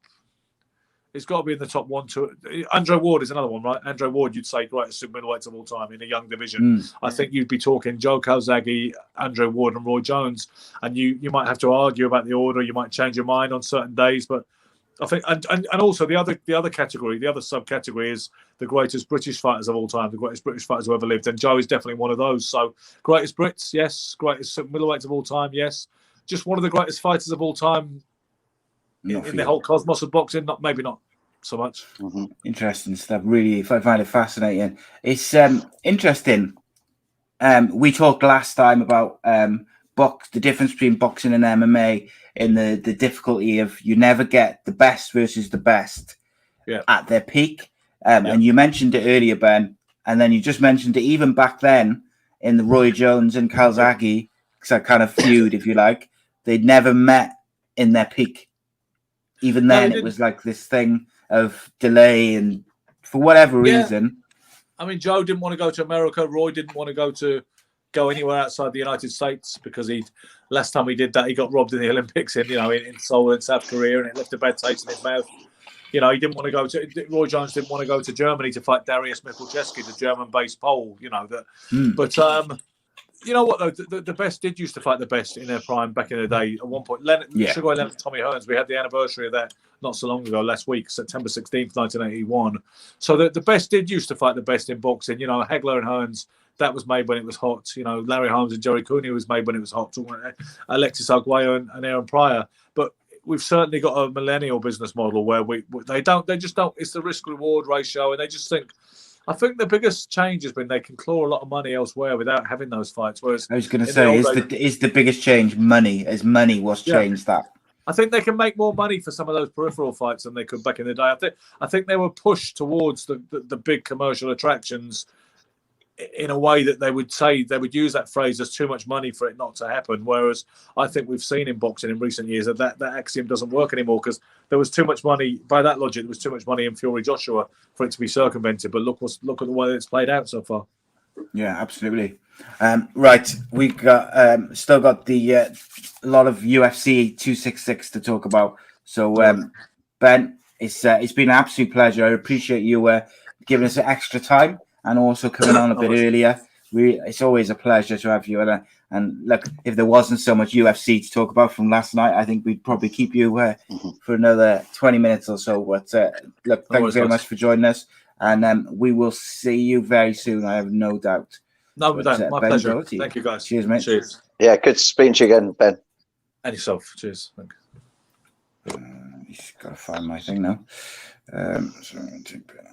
Right then, what I learned, knowledge on boxing, mate, is phenomenal, isn't it? Yeah, like, it is. The facts and the historically, like Ben's ability to talk about just certain fights and fighters just off the top of his head.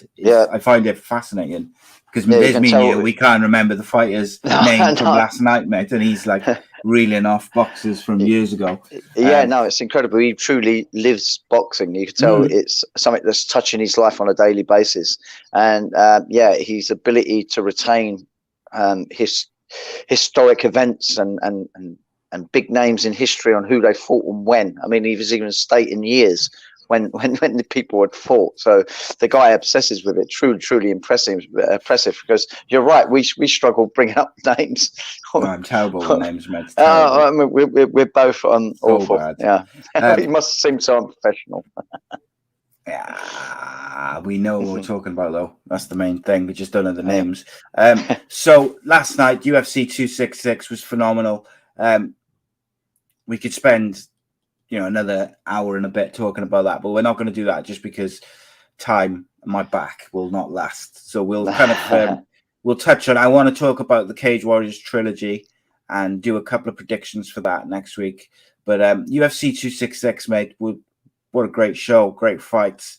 It was really some unbelievable performances. There was 2 performances on the early prelims, which I just wanted to mention to you. I don't know if you've watched them. You haven't. But Matthew Samuelsberger defeated Martin Sano via a knockout in 15 seconds. And he looked brutal. It's just superb, mate. It's just so quick, so clean. Really impressive. And he's got form for it. He's finished off a couple of fights quickly, so I think he's certainly one to look out for. Nick Maximoff, who defeated Cody Brundage by a unanimous decision. Maximoff looks the real deal, mate. His wrestling and jiu-jitsu. Yeah, I was watching Jesus that one. Christ, that was phenomenal, mate. Trained by the Diaz brothers, and impressive stuff. You can see there's something about him. He looked hard work to deal with in every which way.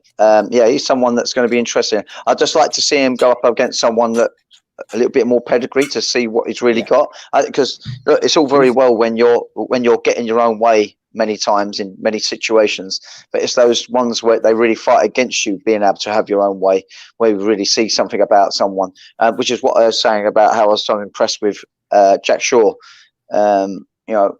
When someone goes at him now, I'm getting a real sense of how tight defensively he is and offensively he is, and that's what really, really impresses me.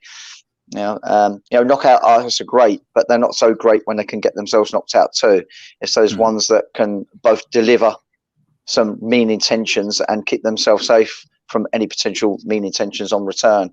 That's what really, really impresses me with these combat sports.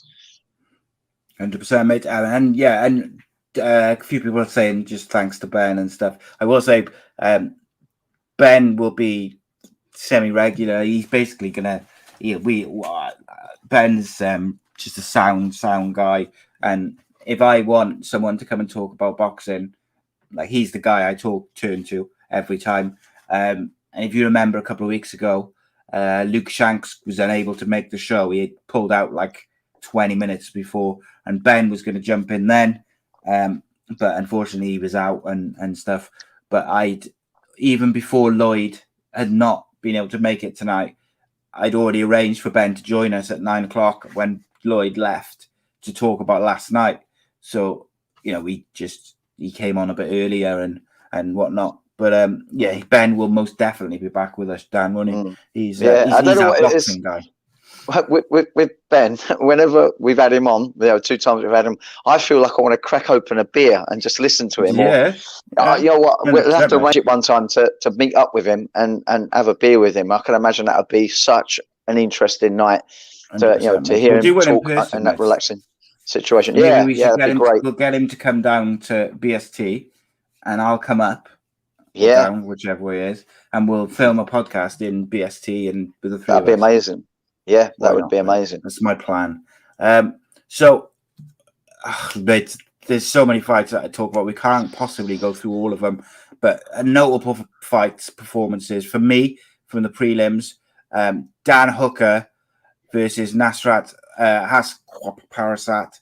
I was so looking forward to this fight, and Dan Hooker was phenomenal. Didn't disappoint. Great unanimous decision victory. But even Nasrat, I felt gave enough little clues that I think he's definitely got something about him. Oh yeah. Really enjoyable fight. He's got some mean intentions, and Nasrat, just the performance that we saw there, he could beat many a good fighter that's in that sort of like top 10, top 20.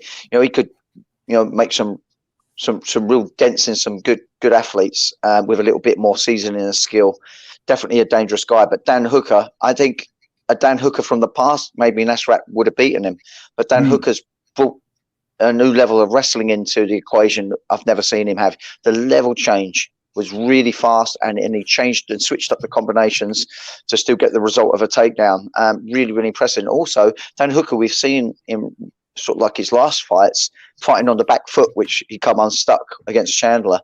But we actually saw Dan Hooker take the centre stage and actually push Nasrat on the outer fringes of the cage. And that was really, really nice to see him really maximise his long reach and range and his good cardio, and also his strategical and tactical ideas and thinking in keeping Nasrat's rear hand busy with those kicks to the open side of the body. MMA and kickboxers know what I mean by kicking to the open side of the body. Basically throwing kicks at that rear arm, that power side arm, is occupied in defending and not being able to be launched at the opponent time again, which is Nasrat's main strength. He throws that overhand with devastating effect. So Dan Hooker really must have studied this guy and put all the different skill sets and reactions needed to get the win, and he did it in an emphatic fashion. I'm really excited to see him. Well, he should be back onto the main card, shouldn't he? He should perhaps never have been on the prelims, but Dan Hooker will be back onto that main card and rocking and rolling up the ranks again, I'm sure. Indeed, mate. And then you had Merab Dishvali versus Marlon Moraes. Oh my days, mate. The first round of this was one of the most insane rounds I have ever seen in my life. It was the stuff of legends. That first round, Marlon Moraes comes out like a house on fire, and you think, Jesus, he's got him. He's finished him. Somehow Merab survives. Don't know how. And then you think Merab sort of takes him down as he's trying to recover himself and ends up on top, and you're like, Jesus Christ. He looked like he was going to finish it at the end of that round. And then that's right. Moraes is so dazed from the beating he took at the end of the round that he never quite recovered. Yeah, incredible. I mean, it ended up being a cardio issue, and we've seen this with Marlon. We've seen him fade. He is super dangerous in that first round and maybe the beginning part of the second round, but I think it took so much out of him that first round. Really, he just didn't look truly dangerous in the following rounds after that. But Merab's cardio and tenacity is really on the highest level you'll ever see. Look, he not only went through adversity, but he then switched it around, got into good advantageous positions, and was continually being brutal from there with incredible pace. I mean, the man's cardio is just phenomenal. It's rarely seen to that degree. And we see some good cardio, say like Max Holloway. That's a different kind of cardio. This is a guy that really manages range well and pushes a good counter, delivering punches and so on. But Merab, what he was doing, he was throwing punches, kicks, takedowns, exchanges on the ground, then ground and pounding with brutality, and doing it with such ferocity, and just not slowing down. Incredible. Yeah, I mean, poor Marlon, I don't know where he really goes from here. He's kind of well, do you know what I will say, mate, on it with Marlon Moraes is he did this one. Like, I know you're right, he gasses out a lot. But I felt like he did the right thing in this one, like, because he caught Merab. Merab was dazed. Merab was down at one point. Like, it was the right thing to do to try and finish the fight. Because if you've got someone who's clearly like Merab, we've seen him take a shot. We've seen him walk through people.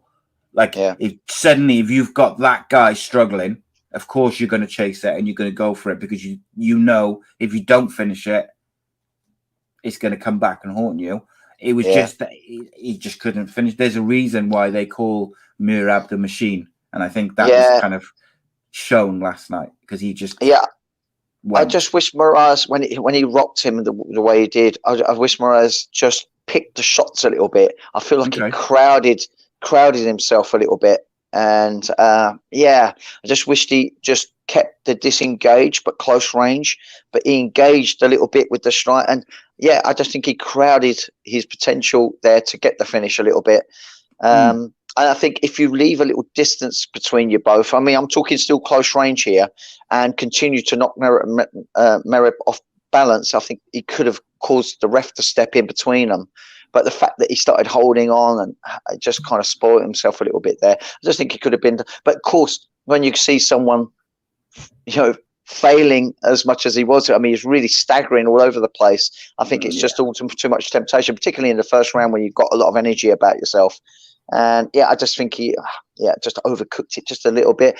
But it's so easy to say in hindsight, looking afterwards and seeing what the result ended up coming of that, and that he began to fail physically in the next 2 rounds. But still good performance from both. It was a great fight to watch just because of that first round. And that first round I will be going back at and having a look at it again when I get time to do so. Oh, yes. Just before we go on to the main card, a quick shout out to Away Day Apparel for supporting us as always. And if you do want to support the Danny Batten Fight Show and Away Day Apparel, A.C.E Podcast Nation, support us by supporting our sponsors. Visit awaydayapparel.co.uk for some of the finest garments in the game. You can use the code AA Podcast Nation to get 10% off all orders, including this clockwork orange style Away Day Apparel shirt. There we go. Beautiful stuff run by a beautiful man. So do check him out. He is one of the nicest people you will get to meet. And their t-shirts, their hoodies, their caps, everything is top quality. And I believe they're also environmentally friendly as well now. So definitely worth it. And you can get 10% off using AA Podcast Nation. As always, support us by support our sponsors. Tell them that we sent you. Very important, and very, very important indeed. So let's get ready to rumble, as it were. We had Jessica Andrade defeating Sylvia Calvillo, rank 1, defeating rank 5 by a TKO in very little time. About 4 minutes. Yeah, Cynthia Calvillo. Yes, sorry. She struggled. But go on, tell us. And I think I predicted this. Well, I predicted this win myself. Andrade has always impressed me. Yeah, and she looked the best she's ever looked. She looked so clinical. Really pushed Calvillo to the outer fringes of the cage. Excuse me. Delivering kicks at the right time, hands at the right time, the right type of intensity. She looks just so educated in there. She's, really looking solid. She's a real cream in that division, I think. Great athlete, great decision maker.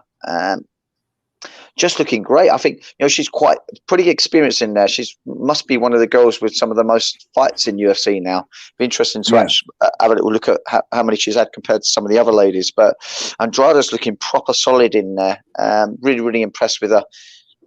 Just great distance manager. I mean, she's a real short girl. She doesn't have particularly long reach, but she's so distance aware. She really acclimatizes herself quickly to the range of the opponents to stay both out of range and quickly float herself in range to deliver her punches and kick combinations. Yeah, great work from her. Very impressive, mate, indeed. Really enjoyable to see her get back to where she's clearly got the ability to go. I do like Cynthia Calvillo, but I just think it was a step too far for her. Next up was this fight was not very well received by the fans in attendance. It was Curtis Blades, heavyweight, ranked 4, defeating ranked 6 Jairzinho Rosenstruck by a unanimous decision. It was 30-27 across the board. The fans did not enjoy it, but I felt like Curtis Blades was quite clever in this by The third round, his eye had almost closed up completely from a big knee. And if he had stood and tried to bang, or even just stood and clinched, the ref would have stopped it. Or he would have got the doctor to have a look at it, and the doctor would have stopped it because he couldn't see out of his eye. And then, of course, he doesn't want to get caught by a big shot at heavyweights. Yeah. With shot which he can't see because his eye's closed. So what's he do? He took him down and smothered him and got some shots in along the way. Did enough to win the round and make sure that the ref didn't stand it up. Very clever. Sure. Yeah, I don't think there was anything, genius about the way that you have to go about beating Rozenstruik. Rozenstruik's truly dangerous and devastating on the feet if you allow him to be. Blades did some great work with his striking. He really snapped Rozenstruik's head back numerous times with jabs, and before Rozenstruik could start getting timing of that to try and get his counters off, he was getting taken down to the mat and smothered. But that said, Rozenstruik actually did better than I thought he was going to do, particularly like landing that knee and doing the damage. I know it can be really devastating if he gets any kind of precision on any shots. Such a big, powerful man. But Blades is also a big, powerful man. And, he really was making Rozenstruik look uncomfortable off his back. And you're right. Yeah, I think he strategized really well. He knew that I was highly damaged. I think staying on the feet wouldn't have been a good thing.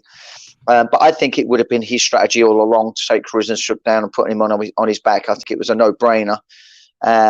Blades is looking good. He's getting his game together. I don't know who they're going to put him up against next. It's kind of, I don't know. Who might they put him in next? I don't know. He's got some. He can't be far. Yeah, he's got to be getting himself up there. Rozenstruik really needs to reinvent himself a little bit. He definitely needs to broaden his skill set to make himself relevant in that division. Because, like I say, it's a no-brainer for the strategy and tactics needed to beat Rozenstruik, and you can't be like that and be at the very highest level. You just won't get the successes. So, yeah, he's definitely got to, if he wants to stay in the sport and stay relevant, add to his skill set. Definitely so. 100%. Yeah. Next up, right. Gonna have to talk about this one in some detail. At least I've got some stuff to say about it. So Robbie Lawler was due to face Nick Diaz at welterweight, wasn't it? And 3 days before the fight, Nick Diaz decides, no, I want to do it at middleweight because basically I ain't making that weight. Robbie Lawler, being the guy that he is, he's prepared for welterweight, but he says, yeah, okay. So they change it to a middleweight fight 3 days before. Now, to me, I feel that's really unfair to give that. Like, if you want to say 2 weeks ago, I'm struggling, can we do it middleweight? No problem. A week ago, all right. Days, you're having a laugh. And look, Nick Diaz, did he just not want to do the weight cut? It's difficult to say. In some ways, I really enjoyed watching Nick Diaz fight. He's got that exciting style, and he's gonna just fight, and he's got an exciting way of fighting. But in another way, I was disappointed, and I did feel like maybe there was a little bit of unprofessionalness on a level from him. But you're always going to get a good fight, exciting fight with him, and he did that again. So I guess I should be happy with that. Yeah. I kind of I understand what you're saying, and I would agree with you wholeheartedly if it was a case that both those fighters were really trying to become contenders again in that welterweight division. But they're both not. Robbie Lawler's in the twilight years.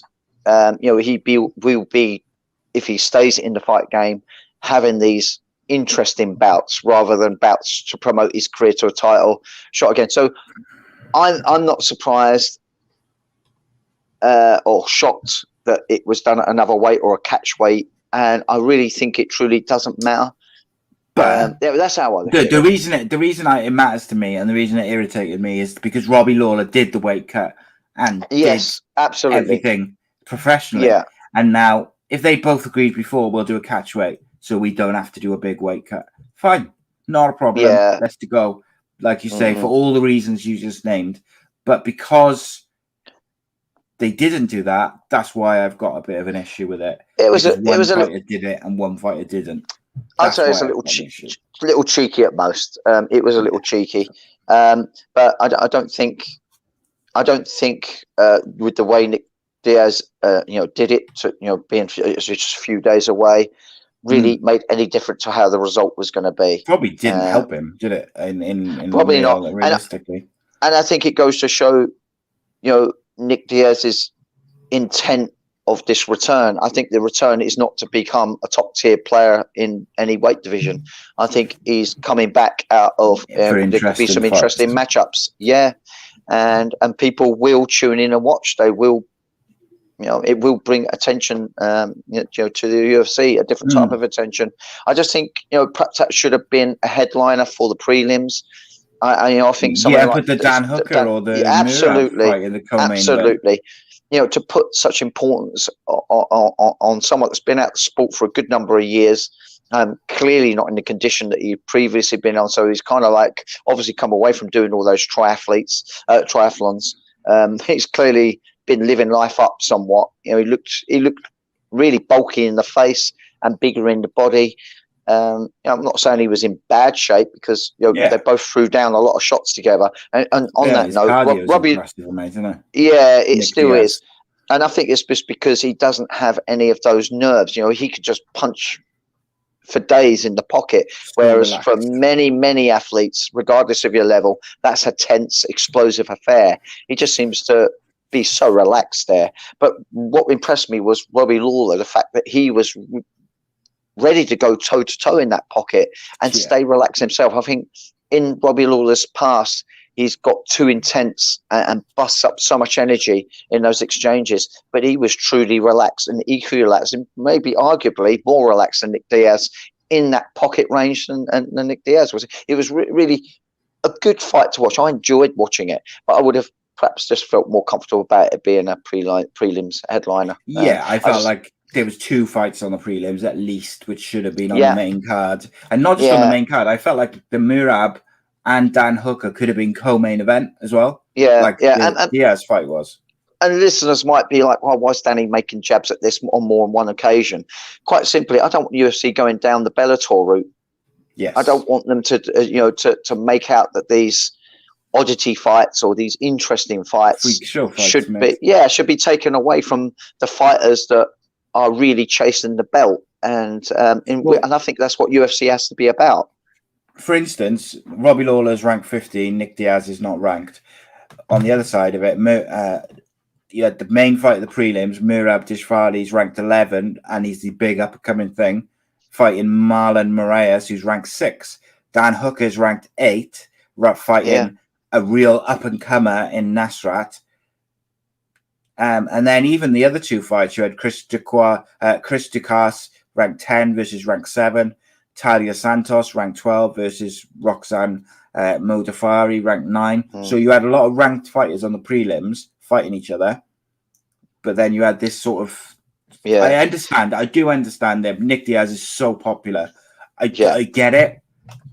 But it's a sport, mate. It's probably the way they had to do it to be able to pay them both. I mean, I imagine they're both not cheap to get on the event. So I think it's a case of financially to make it viable as a business model, as a business move. I guess Nick Diaz on the pay-per-view part where people have to pay for it makes sense, I guess. Yeah. But it is what it is. Then we had Valentina Shevchenko versus Lauren Murphy.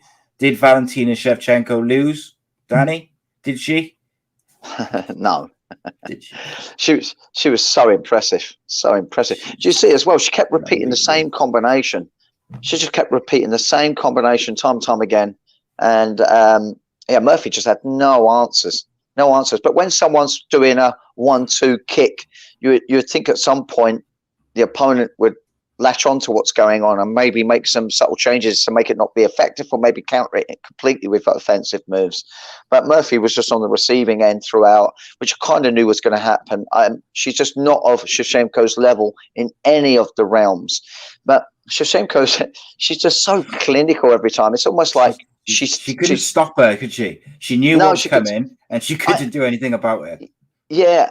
I just sometimes think Shevchenko could perhaps put some of these opponents away earlier if she just maybe let go and be rugged, a little more rugged in her approach. But everything she does she wants to do it so precision orientated that I think she's doing it. Yeah. And so, she doesn't care to put someone away really, really quickly. She wants to do it in a way where she's not going to make any mistake for a potential loss, which is perhaps how you should do it. I'm not even sure if it's that, mate. Do you know what I think it is? I think it's that she just wants to put on and gold colours just in the YouTube chat, just taking the words out of my mouth. It's like she wants to put on a clinic.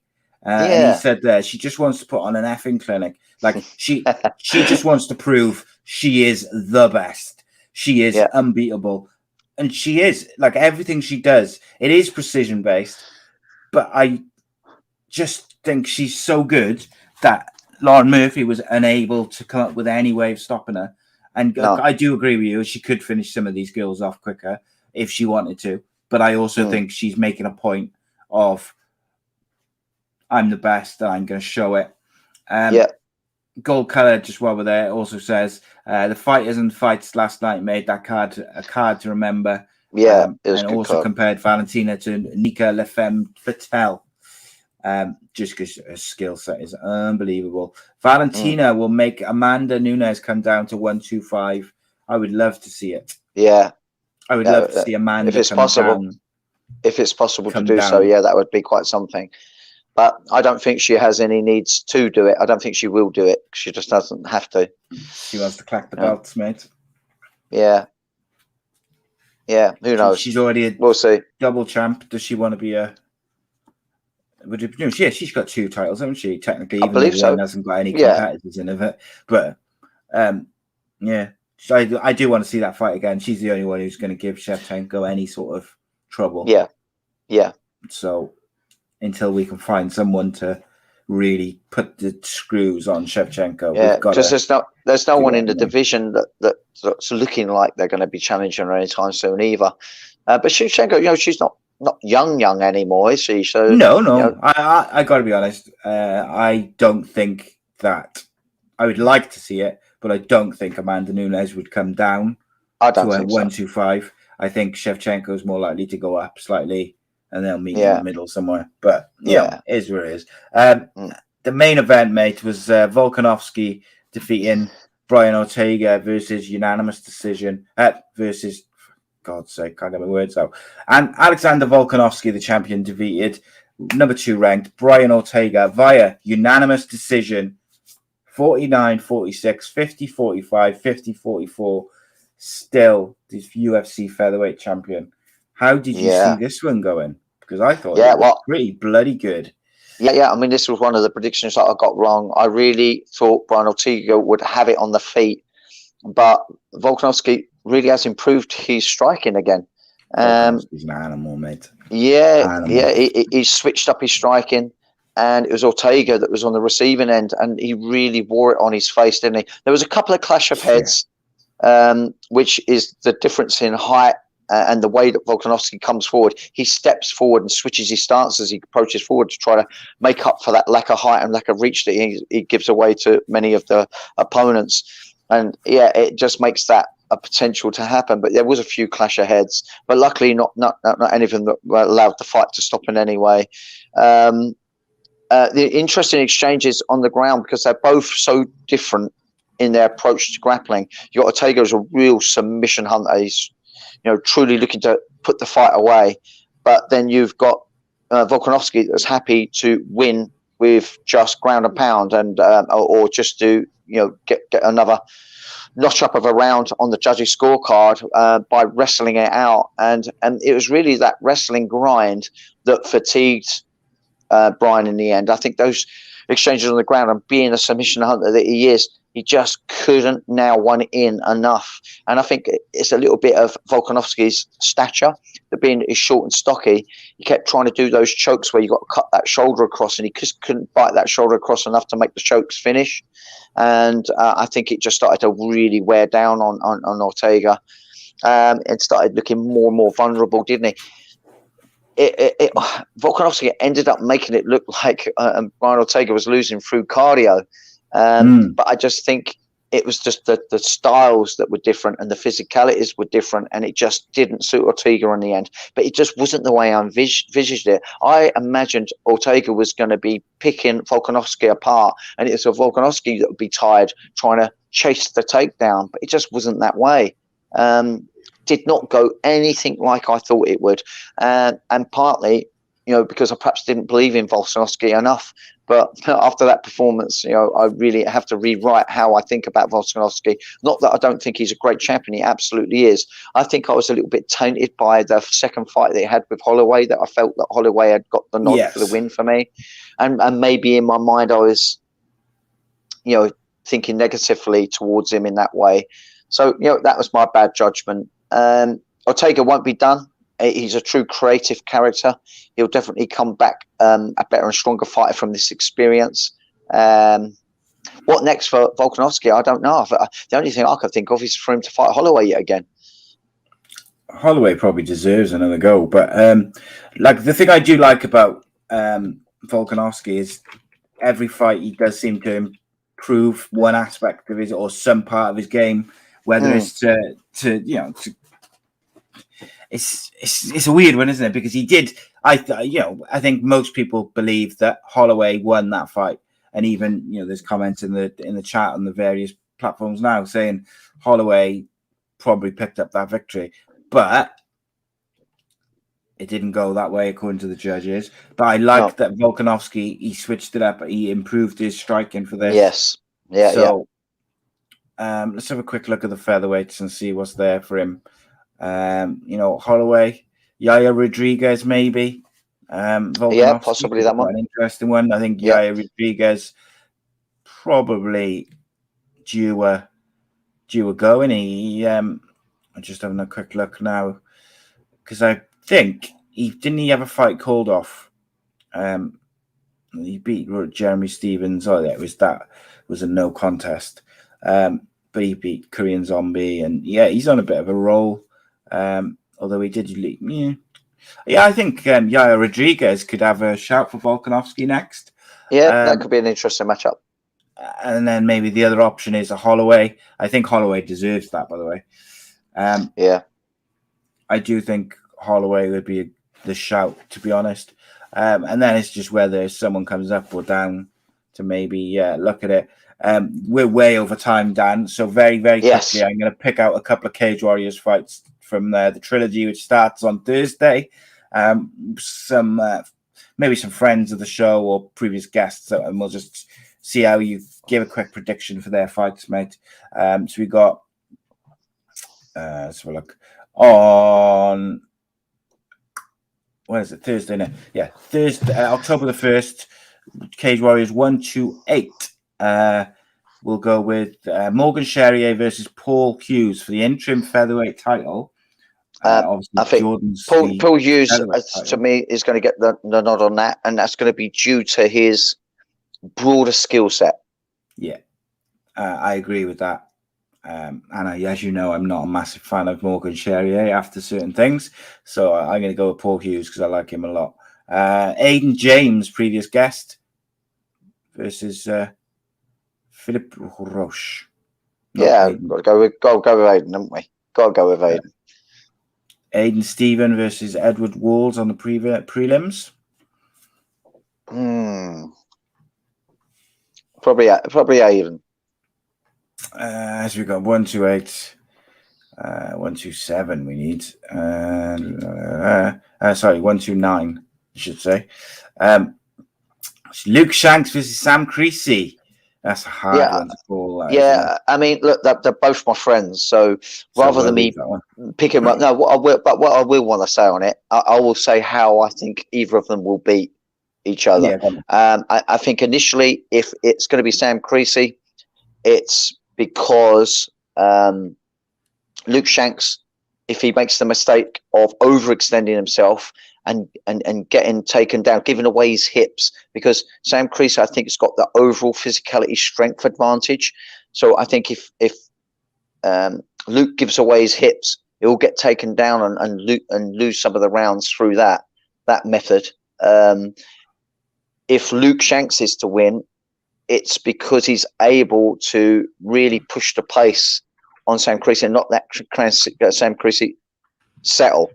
I think if you give Sam space to work, he can be a true martial artist, and that's not a good thing if you're wanting to beat him.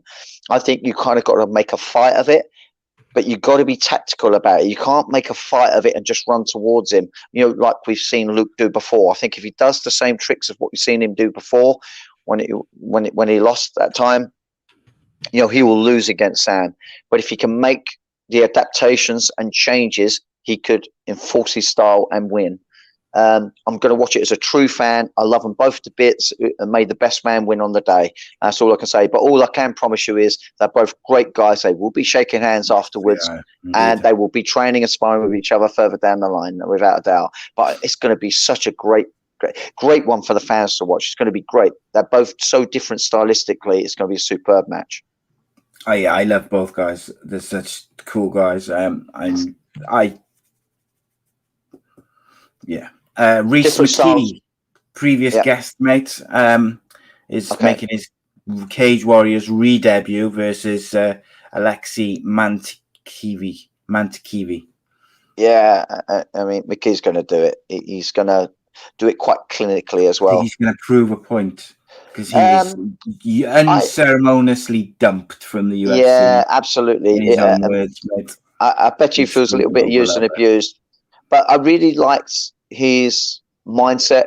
The way he looked at it, and he said, promises that he'll be back and he'll be more mature, and that's really good. I really believe he will be back. I really think he'll be back in the UFC. I think he is of that level where he'll keep notching up the wins back on Cage Warriors again, and he'll be stepping foot back in that UFC cage. I think he'll be putting on a clinic. I'm not saying he will necessarily win in a devastating fashion, but I do think he'll be quite clinical and how he deals with this opponent to show that he really is solid in all areas of defense and attack. Yeah, 100%, mate. Then let's have a look.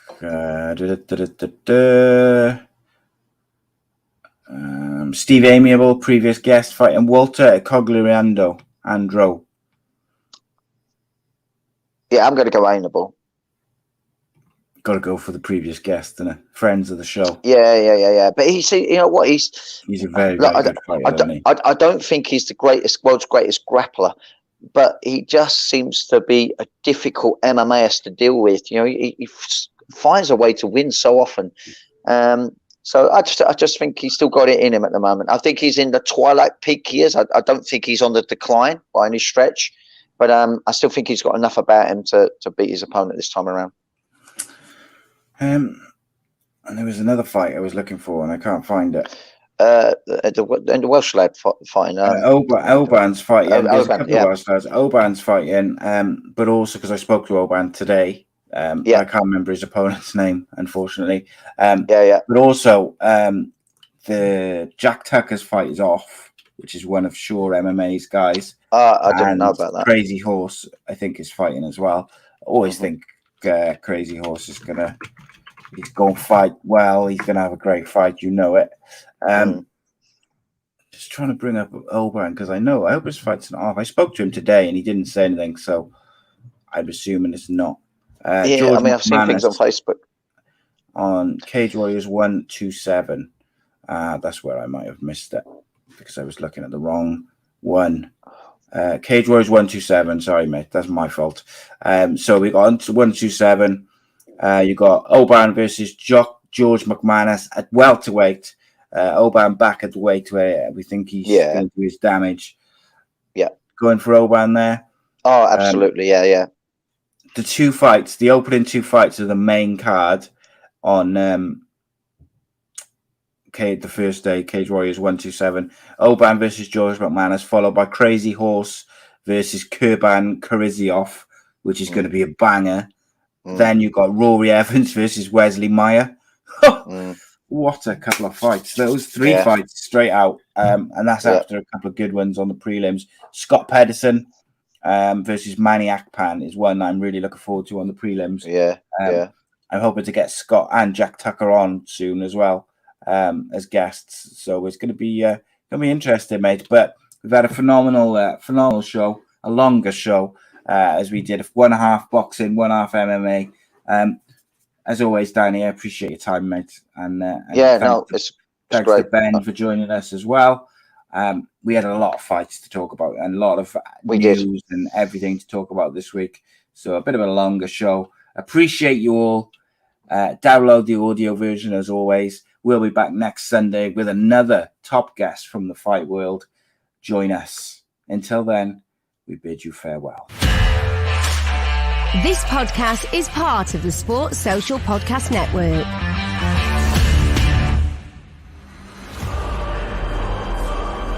The champion, welcome, Danny Batten.